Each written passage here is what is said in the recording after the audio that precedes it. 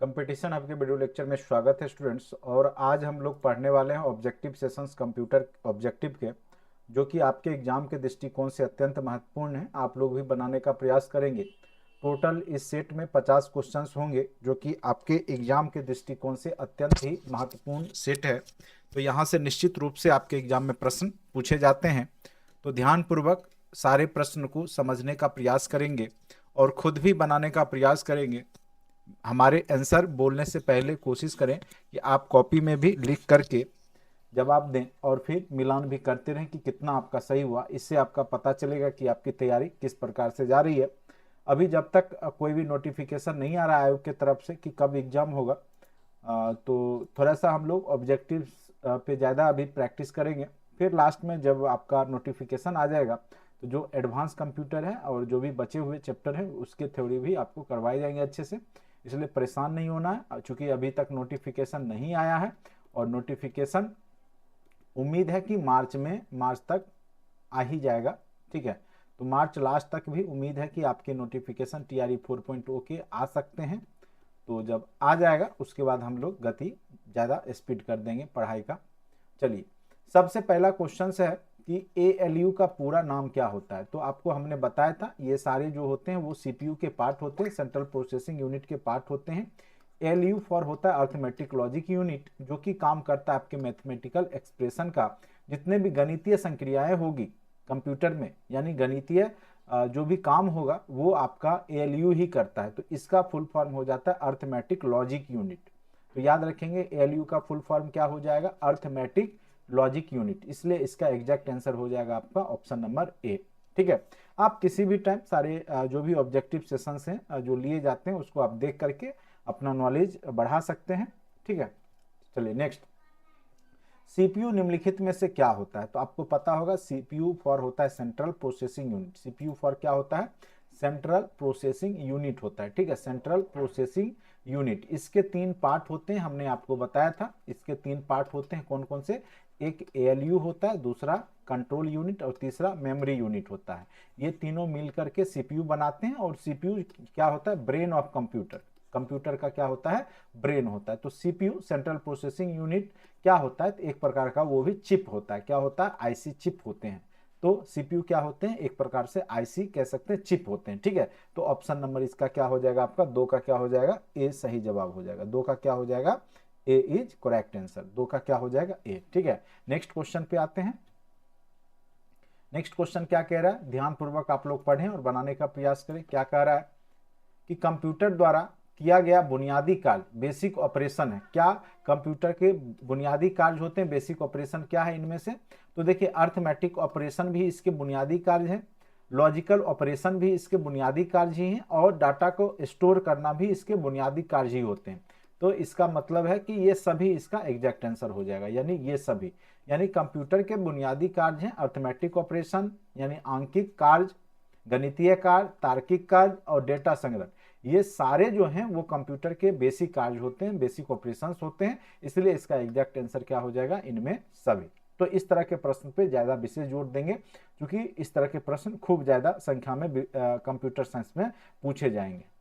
Computer का दिमाग कहलाता है, अभी तुरंत हमने बताया था आपको, कंप्यूटर का दिमाग जो है वो क्या कहलाता है। तो कंप्यूटर का जो दिमाग होता है वो CPU होता है। ब्रेन ऑफ कंप्यूटर क्या है, तो CPU।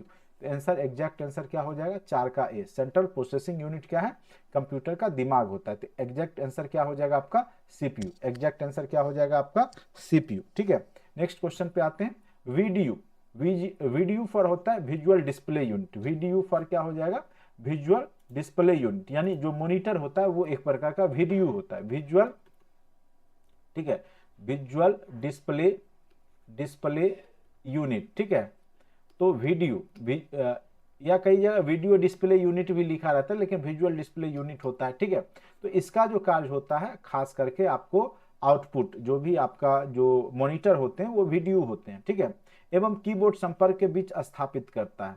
तो उसके बीच में जो की वीडियो और कीबोर्ड जो आपस में संपर्क स्थापित करता है, किसके माध्यम से। ठीक है, तो वो जो संपर्क स्थापित करता है वो आपका CPU के माध्यम से, किसके माध्यम से, तो आपस में सब कोरिलेट होते हैं सीपीयू के माध्यम से, सेंट्रल प्रोसेसिंग यूनिट के माध्यम से। सारे जितने भी पेरिफेरल डिवाइस आप उसमें डालते हैं वो सब सीपीयू के माध्यम से क्या हो जाते हैं, आपस में इंटरलिंक हो जाते हैं प्रोसेसर के माध्यम से। नेक्स्ट क्वेश्चन, ऐसे कंप्यूटर जो पोर्टेबल होते हैं, यानी एक जगह से दूसरी जगह आप ले जा सकते हैं और यात्रा करने में जो है उपयोगी होते हैं, सुविधाजनक होते हैं, तो आप पता ही उसको क्या कहेंगे, लैपटॉप कहेंगे, जिसको कि आप एक जगह से दूसरी जगह ले जाते हैं। क्या सुपर कंप्यूटर के ले जा सकते हैं? नहीं, क्योंकि ये तो एक एक कमरे के बराबर हो जाता है सुपर कंप्यूटर। मिनी कंप्यूटर को भी नहीं ले जा सकते और सर्वर को भी आप नहीं ले जा सकते, सर्वर को भी आप कहीं नहीं ले जा सकते। लैपटॉप को आप कहीं बैग में उठाइए, लेके चले जाइए, इसलिए इसका एग्जैक्ट आंसर क्या हो जाएगा, option number B is correct answer. ठीक है, नेक्स्ट क्वेश्चन, क्वेश्चन नंबर 6 पे आते हैं।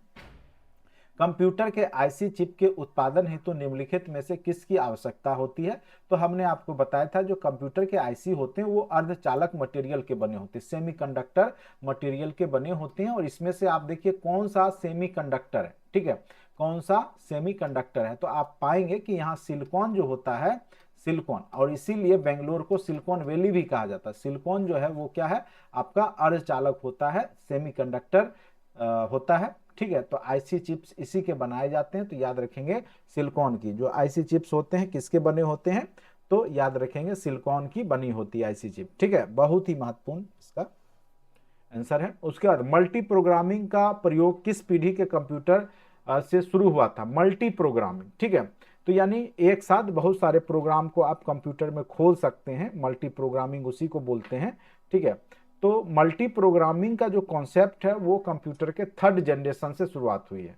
ठीक है, मल्टी जब आईसी आया, ठीक है, कंप्यूटर में, और थर्ड जनरेशन में आईसी का प्रयोग किया गया, तभी से जो है आपका मल्टी प्रोग्रामिंग का कॉन्सेप्ट आया है कंप्यूटर के पीढ़ी में।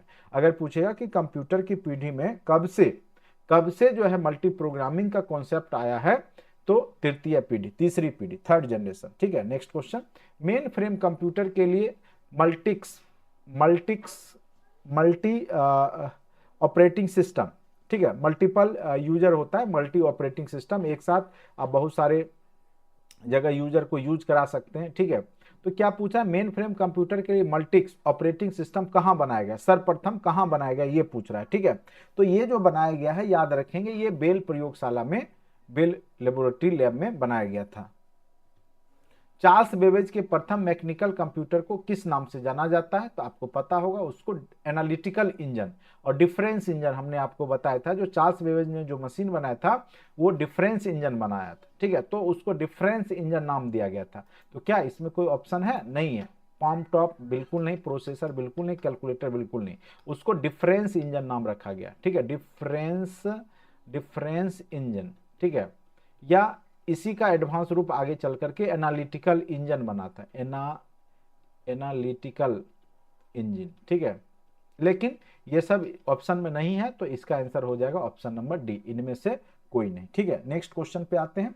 निम्न में से कौन उच्चतम गुणवत्ता वाली आउटपुट प्रदान करता है? तो कौन सबसे ज्यादा बेहतर आउटपुट, प्रिंटर में से कौन बेहतर आउटपुट देगा?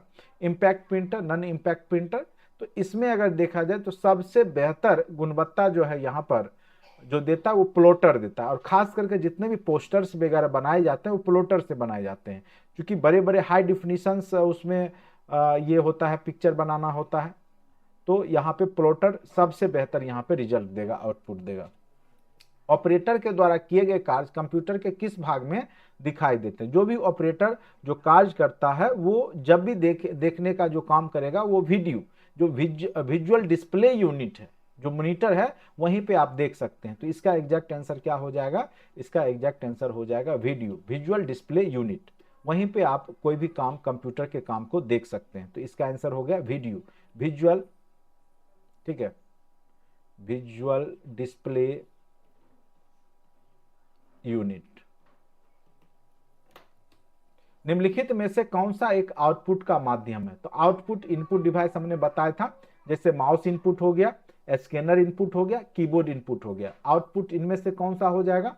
तो हमने बताया था प्रिंटर हो गया, मॉनिटर हो गया, जो जिससे कंप्यूटर से निकलता है जो चीज, जैसे प्रिंटर से आप प्रिंट निकालते हैं, तो जब सिस्टम आपको जो आउटपुट देता है, जिसके वो आउटपुट डिवाइस होता है जिसके माध्यम से आउटपुट आपको मिलता है, चाहे आपका जैसे आपका स्पीकर हो गया, स्पीकर, साउंड बॉक्स वो क्या हो गया, आउटपुट हो गया। प्रिंटर, प्रिंटर क्या हो गया, वो आउटपुट हो गया।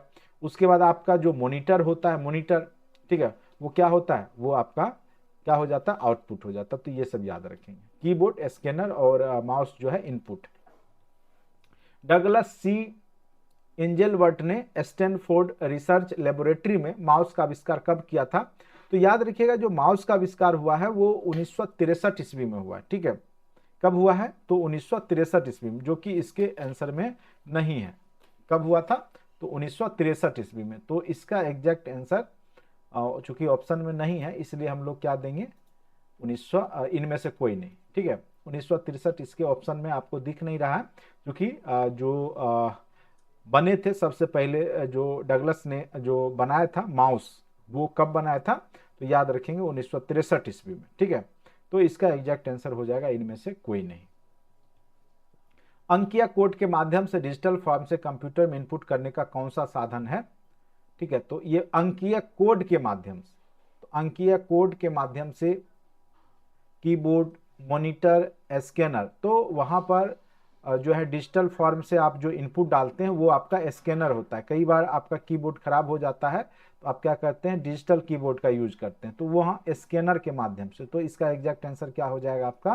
15 का सी, ठीक है, स्कैनर। 15 का क्या हो जाएगा? सी, स्कैनर। कंप्यूटर बंद होने पर डैश के कंटेंट्स निकल जाते थे। जितने भी मेमोरी होते हैं, खास करके रेम, रोम, रोम तो फिक्स रहता है, उसमें तो आप बूटिंग प्रोसेस रहता है उसमें, लेकिन रेम जो होता है वो भी मेमोरी होता है। तो स्टोरेज में देखिए, यहाँ पे होना चाहिए था मेन मेमोरी, ठीक है, मेन मेमोरी जैसे रेम हो गया।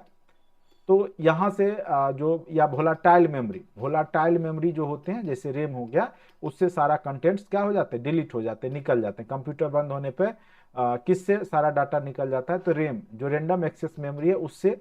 तो ये हो सकता है कि मेमोरी ना देके रेम आपको दे देगा, ठीक है। तो यहाँ मेमोरी दिया हुआ है। स्टोरेज, जनरली यहाँ पे सेकेंडरी स्टोरेज को स्टोरेज माना है, क्योंकि जैसे पेन ड्राइव हो गया, ये सब से आप कंप्यूटर बंद भी होते हैं तो डाटा नहीं निकल सकता है। इनपुट से ये आउटपुट का कोई मतलब ही नहीं है। तो मेमोरी में आपका रेम क्या होता है, कंप्यूटर बंद होने पर वहां से डाटा निकल जाते हैं, कंटेंट्स निकल जाते हैं, इसलिए तो हम उसको वोलाटाइल मेमोरी कहते हैं। कंप्यूटर में अस्थायी मेमोरी के लिए किन वस्तुओं का प्रयोग किया जाता है? तो कंप्यूटर में जो अस्थायी मेमोरी के लिए जो प्रयोग होता है, खास करके इसमें से किसका प्रयोग होता है? ठीक है, तो अस्थायी मेमोरी जो कि आप उसको सेव करके रख सकते हैं, तो इसका आंसर हो जाएगा आपका इनमें सभी का प्रयोग किया जाएगा, ठीक है। क्योंकि रेम जो होता है वो जो आपका वोलाटाइल मेमोरी होता है, ठीक है, तो वो रन टाइम पे आपका सेव होता है, लेकिन आगे चल के जब तक आप उसको सेव नहीं करते हैं तभी तक वो रेम कार्य करता है। उसके बाद जब आप सेव करते हैं तो वो सेकेंडरी मेमोरी या हार्ड डिस्क में चला जाता है। तो अस्थायी मेमोरी जो है यहाँ पर सेकेंडरी मेमोरी होते हैं, खास करके फ्लॉपी डिस्क का यूज होता है, जो मैग्नेटिक टेप होते हैं उसका प्रयोग होता है, या हार्ड डिस्क होते हैं उसका प्रयोग होता है, पेन ड्राइव होता है उसका प्रयोग होता है। तो यहाँ पे इसका एग्जैक्ट आंसर हो जाएगा इनमें सभी। तो कंप्यूटर में अस्थायी मेमोरी के लिए किन वस्तुओं का उपयोग होगा? तो फ्लॉपी डिस्क का भी हो सकता है, टेप, चूंकि ये सब अभी यूज में नहीं है। जनरली हम लोग अभी पेन ड्राइव का यूज करते हैं, या हम लोग जो हार्ड डिस्क का यूज करते हैं, ठीक है, वही जो हार्ड डिस्क, तो ये सब का प्रयोग जो है अभी जनरली किया जाता है, हार्ड डिस्क, सॉरी, ठीक है। नेक्स्ट, रेम किस प्रकार का मेमोरी है? तो रेम जो है आपका एक प्रकार का क्या है, मुख्य मेमोरी है, मेन मेमोरी के अंतर्गत आता है रेम, या प्राइमरी मेमोरी भी हम लोग इसको बोलते हैं। प्रारंभिक मेमोरी होता है, मुख्य मेमोरी का पार्ट होता है मेन मेमोरी। रेम क्या होता है? तो मेन मेमोरी होता है। तो इसका एग्जैक्ट आंसर 18 का क्या हो जाएगा? ऑप्शन नंबर डी, ठीक है। नेक्स्ट क्वेश्चन पे आते हैं। सुपर कंप्यूटर के फ्लॉपी की क्षमता कितनी होती है? तो जितने भी जो सुपर कंप्यूटर होते हैं उसकी फ्लॉपी क्षमता जो होता है वो मेगा फ्लॉप्स में होता है। इसलिए कई बार पूछेगा कि कंप्यूटर की जो क्षमता होती है किस में मापा जाता है? तो फ्लॉप में मापा जाता है, तो याद रखिएगा। तो इसका एग्जैक्ट आंसर हो जाएगा, जो सुपर कंप्यूटर जनरली होते हैं अभी वर्तमान में, उसका 500 मेगा फ्लॉप्स तक का जो है ये स्पीड अब जो है हो चुका है, ठीक है। तो फ्लॉपी का स्पीड लगभग 500 मेगा फ्लॉपी होता है सुपर कंप्यूटर का, ये याद रखिएगा, मेगा फ्लॉप्स में। और सुपर कंप्यूटर के स्पीड को फ्लॉप्स में मापा जाता है। ये भी कई बार क्वेश्चन आपके एग्जाम में पूछा हुआ है, ठीक है, तो पूछ सकता है। हार्ड डिस्क ड्राइव्स को डैश स्टोरेज माना जाता है। अभी तुरंत हमने बताया कि वो परमानेंट मेमोरी होता है, ठीक है, परमानेंट मेमोरी होता है, क्योंकि वो, या हम उसको नॉन वोलाटाइल भी बोलते हैं।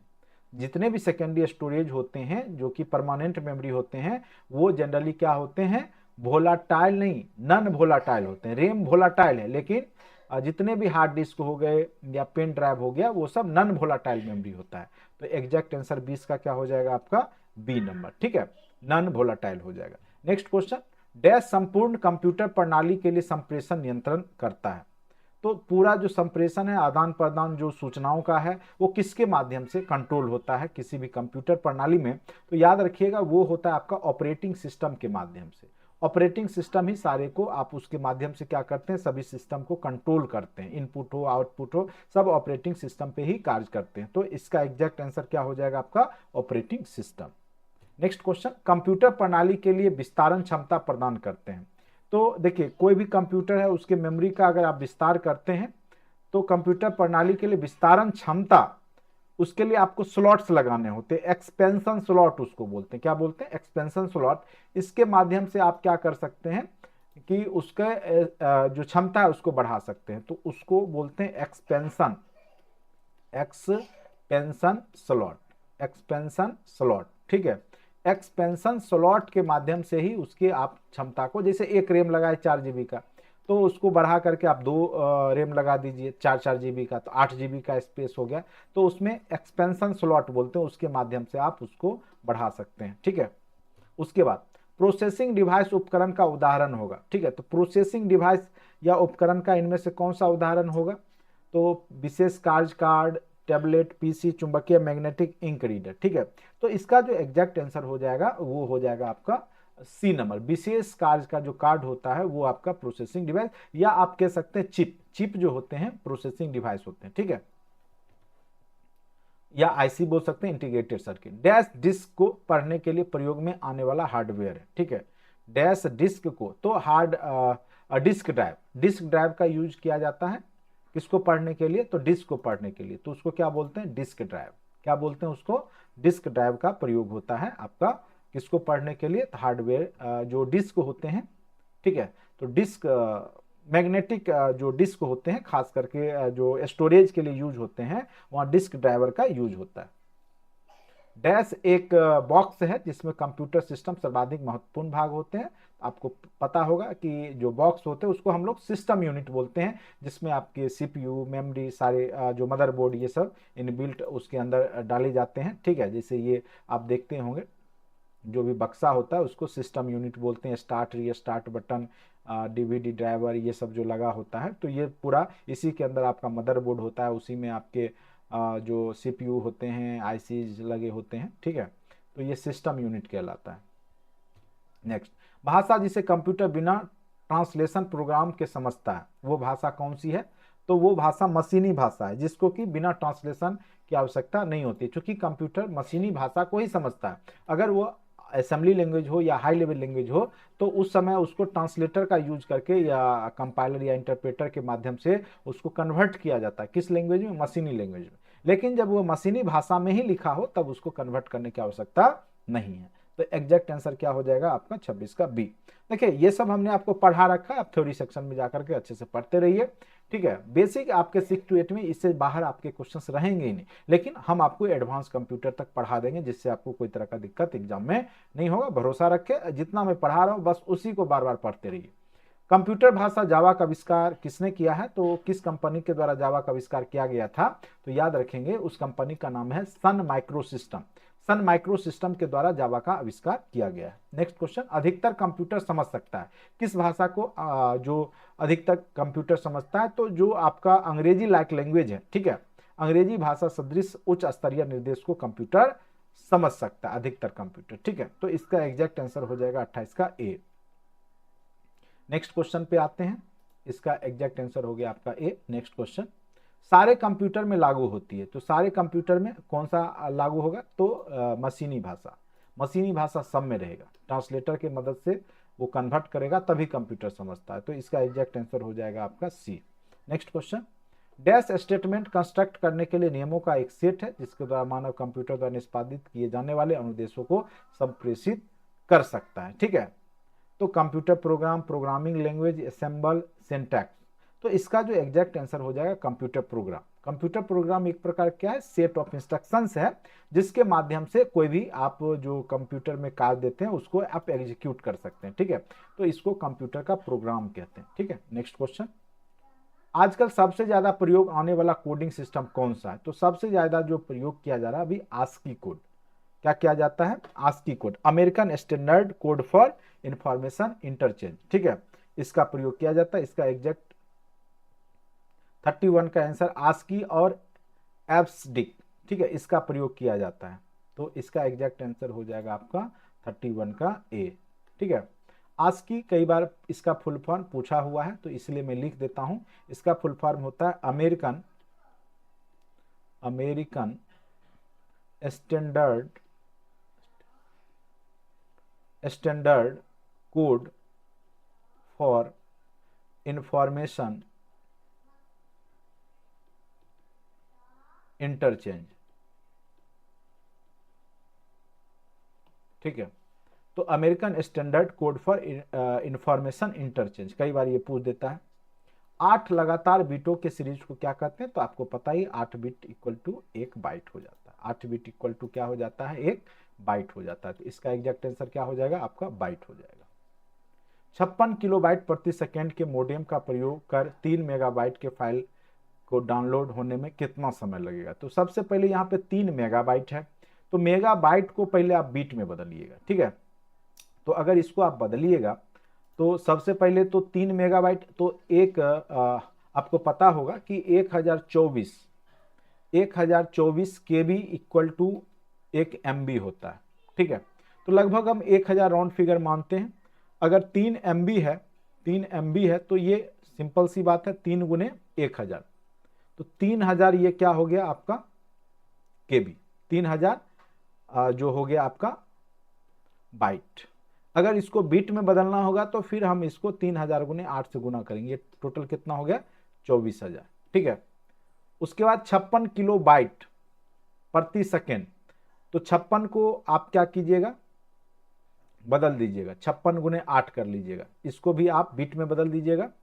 ठीक है, तो 24,000।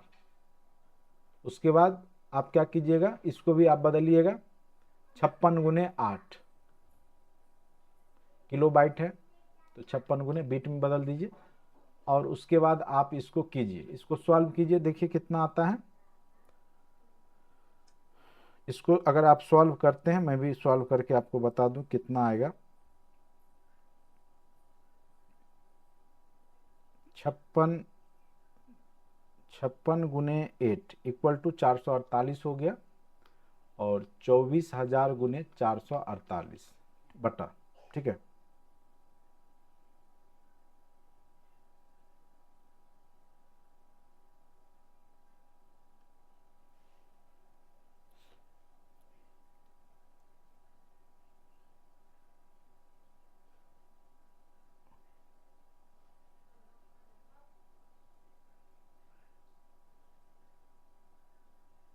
ये लगभग 54 एक सेकेंड,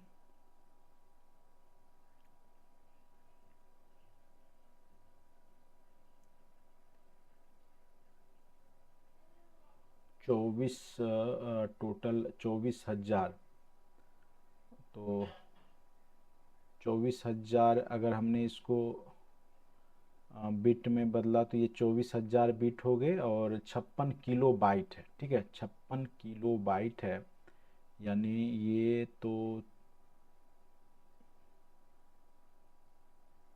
56,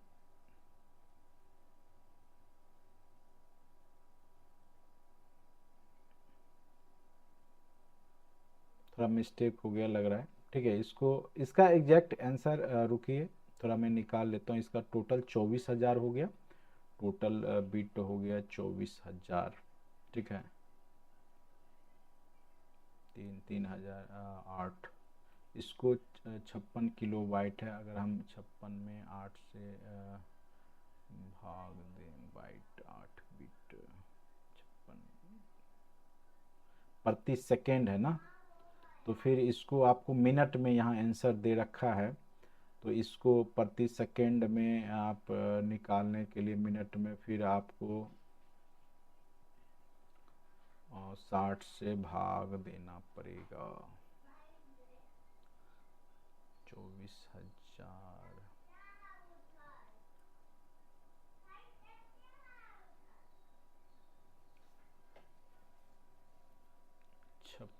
56 किलो बाइट प्रति सेकेंड। एक सेकेंड में 56 किलो बाइट डाटा को ट्रांसफ़र कर रहा है। तो बाइट में 56 किलो बाइट यानी 56,000 एक सेकेंड में, और यहाँ 3 मेगाबाइट, एक मेगाबाइट 1024 किलो बाइट, 3000 डायरेक्ट 3000/56 कर लीजिए। 24, अच्छा किलो बाइट ही है तो मेगाबाइट है तो इसको बिट में बदलने की आवश्यकता नहीं है, ठीक है। तो सीधे 3000/56 कर लीजिए, ठीक है।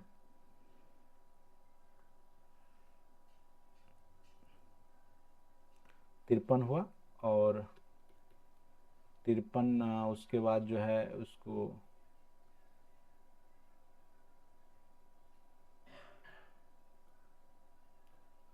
तिरपन, और इसको रहने देते हैं थोड़ा सा, ये कॉन्सेप्ट थोड़ा मुझे एक बार देखना होगा, ठीक है। 56 किलो बाइट प्रति सेकेंड है, तो इसका इसे एग्जैक्ट आंसर 7 मिनट होगा। मैं इसको कहीं मिस्टेक हो रहा है मुझसे, ठीक है। इसको फिर नेक्स्ट क्लास में इसको मैं सॉल्व करता हूँ आपका, ठीक है। 3 मेगाबाइट है, 3 मेगाबाइट के फाइल के डाउनलोड होने पर, 3 मेगाबाइट फाइल के डाउनलोड, 3 मेगाबाइट यानी आपका टोटल 3000 बाइट के बराबर हो गया। और 3000 बाइट को अगर हम बदले तो 24,000 अगर हम बिट में बदल दे तो बिट हो गया इसका, और 24,000/56 गुने अगर 8 कर दें, 56 गुने 8, यही तो हमने किया था, 24,000 गुने 56 गुने 8, ठीक है। तो इसका एग्जैक्ट आंसर जो है ना ये ठीक ही है, 24,000 भागा 8 ही कर लेते हैं, 3000 भागा 56, 53 मिनट के आसपास आ जा रहा है। इनमें से कोई नहीं इसका एग्जैक्ट आंसर। चलिए इसको ऐसे अभी रहने देते हैं, फिर से मैं देखता हूँ इस कॉन्सेप्ट को।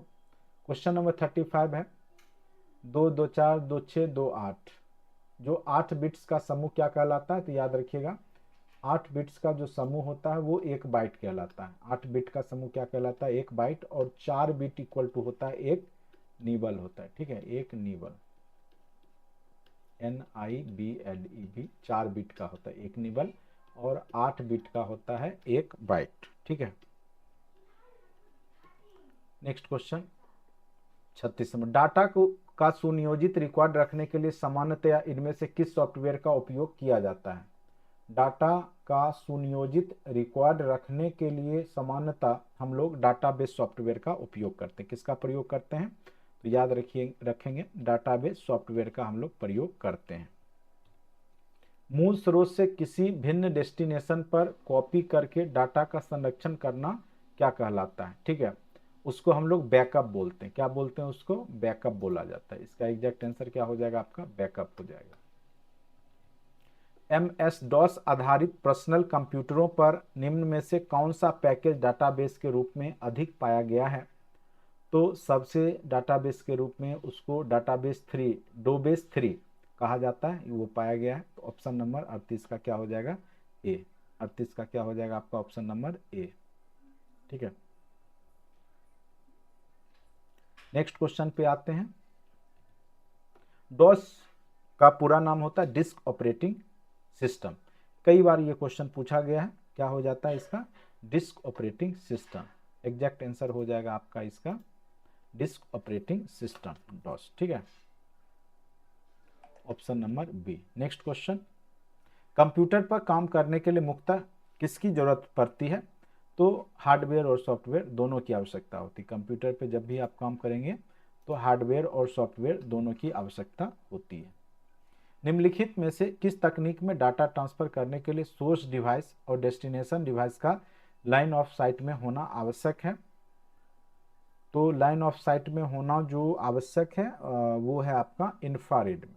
ठीक है, वो जब लाइन ऑफ साइट पे रहेगा तभी इंफ्रारेड, जो आप खास करके टीवी का रिमोट वगैरह में यूज किया जाता है। ठीक है, टीवी के रिमोट में इंफ्रारेड के माध्यम से ही वो आप सिग्नल चेंज करते हैं, चैनल वगैरह। प्रथम नेटवर्क जिसे इंटरनेट की नींव पड़ी, तो हमने बताया था अमेरिका का एक डिफेंस के द्वारा, रक्षा विभाग के द्वारा अर्पानेट की स्थापना की गई थी। ये प्रथम नेटवर्क था दुनिया का। तो ये क्वेश्चन पूछ सकता है, अर्पानेट बहुत ही महत्वपूर्ण है। जब कोई कंप्यूटर को एक ही जगह पर जोड़ना होता है तो उसे क्या कहा जाता है? तो जब कई कंप्यूटरों को एक ही जगह पर जोड़ेंगे वो लेन कहलाता है। वो क्या कहलाता है? वो लेन कहलाता है। क्या कहलाता है? लेन, लोकल एरिया नेटवर्क। क्या कहलाता है? लोकल एरिया नेटवर्क कहलाता है। नेक्स्ट, बैंकों द्वारा उपलब्ध कराई गई एटीएम की सुविधा किसका उदाहरण है? तो वो एक व्यापक क्षेत्रीय नेटवर्क, क्योंकि एटीएम होते हैं पूरे व्यापक लेवल में होते हैं, पूरे देश भर में रहते हैं सभी जगह, तो व्यापक क्षेत्रीय यानी वाइड एरिया नेटवर्क, इसको हम लोग वैन भी कह सकते हैं। तो एटीएम को वैन के जरिए जोड़ा जाता है। निम्नलिखित में से कौन सा समान समूह का नहीं? इंटरनेट, एप्पल टॉक, बस रिंग। देखिए बस रिंग, इंटरनेट, ये सब नेटवर्क से जुड़े हुए हैं, जबकि एप्पल टॉक जो है नेटवर्क से जुड़ा हुआ नहीं है। तो इसलिए इसका एग्जैक्ट आंसर हो जाएगा ऑप्शन नंबर बी, क्योंकि ये डिफरेंट है। वह डिवाइस है जो दो या दो अधिक नेटवर्क को जोड़ता है, तो याद रखिए गेटवे। गेटवे दो या दो से अधिक नेटवर्क को जोड़ता है, जबकि एक होता है गेटवे। यहाँ पे आंसर क्या हो जाएगा आपका? एक होता है ब्रिज। ब्रिज क्या करेगा? दो सेम नेटवर्क को जोड़ेगा। जब सेम नेटवर्क हो, जैसे ए नेटवर्क है, ए नेटवर्क, दोनों को जोड़ना है तो उस समय ब्रिज लगेगा। लेकिन एक नेटवर्क ए है, दूसरा बी है, जब जोड़ेगा तो वहां पे हम लोग गेटवे का यूज करेंगे। किसका यूज करेंगे? तो गेटवे का यूज करते हैं, याद रखेंगे। ठीक है, नेक्स्ट, HTTP का उपयोग करती है, तो ये जो है वेब पेज। वेब पेज जब भी किसके माध्यम से ये ट्रांसफर करती है? तो आपका वेब पेज जो है HTTP, hyper text transmission protocol, hyper text transmission protocol के माध्यम से, तो web page. Option number D. www dot protocol का उपयोग करता है, तो वर्ल्ड वाइड वेब। ठीक है, www जो होता है डैश प्रोटोकॉल का उपयोग करता है। तो ये प्रोटोकॉल क्या होता है? तो HTTP का ही यूज करता है, हाइपरटेक्स्ट ट्रांसमिशन प्रोटोकॉल का ही ये भी यूज करता है। तो इसका एग्जैक्ट आंसर क्या हो जाएगा? 48 का बी। क्या हो जाएगा? 48 का बी, HTTP। ठीक है, नेक्स्ट, एक वेबसाइट समूह होता है, वेब पेजों का समूह होता है। वेब पेजेज और HTML डॉक्यूमेंट का होता है। तो एक वेबसाइट आपको पता ही होगा, वेब पेजों का समूह होता है, और वो वेब पेज HTML और डॉक्यूमेंट हो सकते हैं। ठीक है, next question, question number 50, spam क्या होते हैं? तो अनसॉलिसिटेड ईमेल होते हैं या अनलिस्टेड ईमेल होते हैं। खास करके ये सब कंपनी के माध्यम से एडवर्टाइज के लिए आपको ईमेल पे भेजा जाता है। इसमें बहुत सारे हैकर के द्वारा भी भेजा जाता है। ठीक है, कई में वायरस भी होते हैं, तो इसलिए स्पैम में ये रहता है। तो ये अनसॉलिसिटेड ईमेल कहलाता है। ठीक है, तो इसका एग्जैक्ट आंसर हो जाएगा आपका बी नंबर। तो टोटल 50 क्वेश्चंस के सेट को हमने करवाया। एक क्वेश्चंस आपका जो है वो स्पीड वाला है, वो मैं आपको फिर से एक बार नेक्स्ट क्लास में करवाने का प्रयास करूंगा। ठीक है, थोड़ा सा कॉन्सेप्ट को लेकर के मुझे खुद डाउट हो गया है, तो मैं फिर से वो क्वेश्चन आपको के बीच में लाऊंगा।